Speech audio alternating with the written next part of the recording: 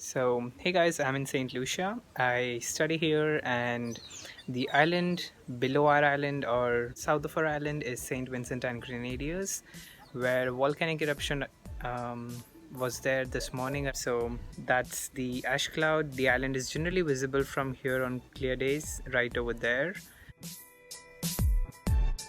But now it's not visible, it's cloudy, but here you can see it's all clear that side, but this is smoke that is flying to the east. So yeah.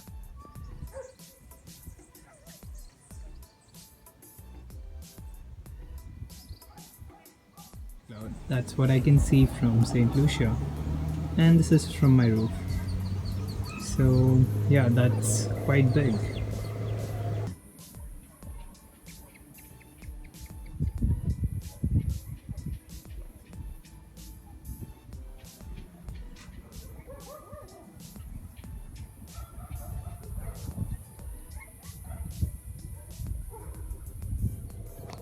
Whoa, I became a news anchor, right? That's weird.